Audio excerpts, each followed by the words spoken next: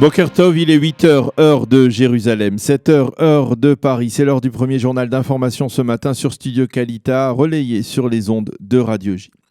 Selon la police israélienne, 47 policiers ont été blessés hier et en particulier hier soir au cours d'affrontements violents avec des manifestants d'origine éthiopienne. 60 manifestants au moins auraient été arrêtés par les forces de l'ordre. Il s'agit de manifestations qui ont été déclenchées après la mort de Salomon Teka, un jeune de 19 ans d'origine éthiopienne qui a été tué par un policier israélien avant-hier. Selon la police, les manifestations se sont dégradées et elles se sont transformées en un véritable champ de bataille sur lequel les manifestants ont agressé violemment. Les policiers ont lancé en leur direction des pierres, incendié des pneus et ont endommagé des véhicules privés ainsi que des voitures de police. Des dizaines de milliers d'Israéliens se sont retrouvés en particulier en fin d'après-midi et en soirée dans des dizaines de kilomètres d'embouteillage pendant plusieurs heures sur plusieurs routes et autoroutes israéliennes à travers le pays. Même des infirmiers ont été agressés.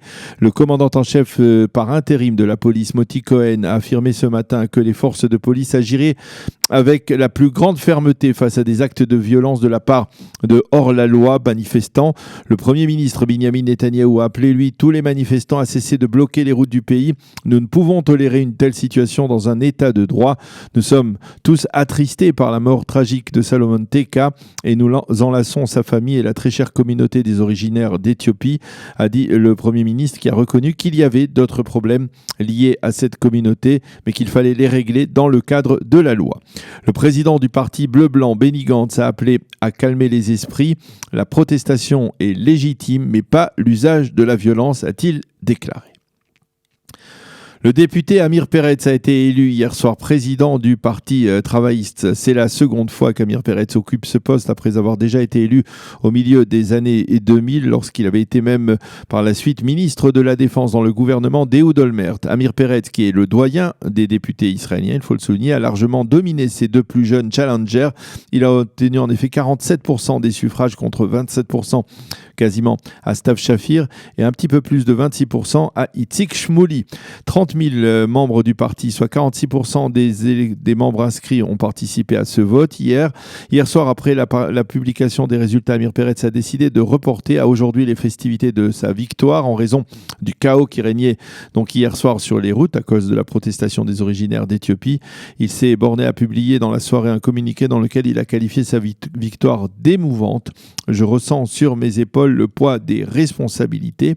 Il a également affirmé que Stav Shafir et Itzik Shmouli étaient des composantes importante de la direction du parti. C'est donc ce qu'a déclaré Amir Peretz peu après sa victoire. La France, l'Allemagne et la Grande-Bretagne, qui sont signataires, vous le savez, de l'accord de Vienne, ont exprimé hier leur très vive inquiétude après l'aveu de Téhéran selon lequel les Iraniens auraient dépassé le seuil autorisé de production d'uranium enrichi. Les chefs des diplomaties de ces trois grandes nations européennes, ainsi que Federica Mogherini, la ministre des Affaires étrangères de l'Union européenne, ont publié un communiqué dans lequel ils ont affirmé que leur engagement envers l'accord de Vienne était fonction du respect par les Iraniens de ce même accord. Ils ont appelé l'Iran à se rétracter et à empêcher toute démarche qui pourrait torpiller l'accord de 2015. Le chef de la diplomatie iranienne, Jawad Zarif, a déclaré en réponse qu'il était engagé par cet accord tant que les Européens le seraient également. Quant à Benjamin Netanyahou, il a appelé les puissances européennes à suivre l'exemple américain et à reprendre leurs sanctions économiques contre Téhéran. Monsieur Netanyahou a lancé cet appel hier soir lors d'une soirée festive à l'occasion de la journée de l'indépendance des États-Unis, une soirée qui s'est tenue pour la première fois à Jérusalem dans le cadre de l'ambassade américaine dans la capitale.